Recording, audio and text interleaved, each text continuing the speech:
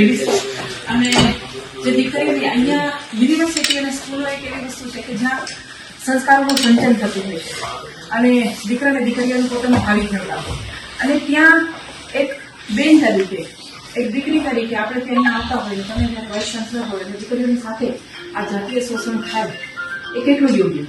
જે જાતીય સતામણી કરી તો તમારી ફરજ હતી ને કે 376 અંતર્ગત એની ઉપર આપણે ફરિયાદ દાખલ કરીએ. એઝ એ સુઓ મોટો લઈને તમારે તો કહી શકે તમે વીસી હતા, તમે નહોતા તો સાહેબ હતા રજિસ્ટ્રાર તરીકે, તો એ આગળ જવાબદારી લઈને કરી શકતા હતા. આ ગોહિલ સાહેબની જે પ્રોફાઇલ જોતા એવું લાગે છે ક્યાંક ને ક્યાંક રાજકીય વર્ગ ધરાવે છે ને એમને કોઈક ને કોઈક છાવરી દીધા, એના કારણે તમે એફઆઈઆર નથી કરતા એવું છે? દાખલો બેસે એવું કરવું પડે. ત્યારે જો દાખલો બેસાડી દીધો હોત તો આ બીજી ઘટના તે સામે ન આવી જ ને.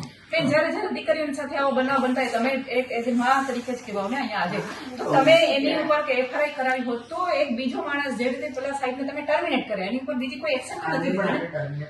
તો ટર્મિનેટ કરવું એ કોઈ બેન ટર્મિનેટ કરવું એ કોઈ ઉપાય નથી. એનો ઉપાય માટે એની ઉપર એફઆઈઆર કરવી પડે. કોઈ ખૂન કરે તો એના માટેની પ્રોસિજર એના ગુનો દાખલ જ કરવાનો એમાં એવું જોઈએ. એમાં એટલે આ એક ગુનો કર્યો છે. અમારી માંગણી અત્યારે અમે એના માટે ટર્મિનેટ તો કરે અમને ખ્યાલ જ હતું, બરોબર. અમારી માંગણી એવી છે કે તમે એવી સજા આપો કે જેથી કરીને ભવિષ્યમાં કોઈ આવી હિંમત ના કરે. તમારે કમિટીનો રિપોર્ટ આવે તપાસ કમિટીનો એના આધારે તમે એફઆઈઆર રજીસ્ટર કરો કે દીકરી ઉપર આજે જે થયું છે, બરોબર, એવું ફરી વારંવાર આવી ઘટનાઓ બને છે આપણા ત્યાં, તો આવી ફરીવાર ના બને.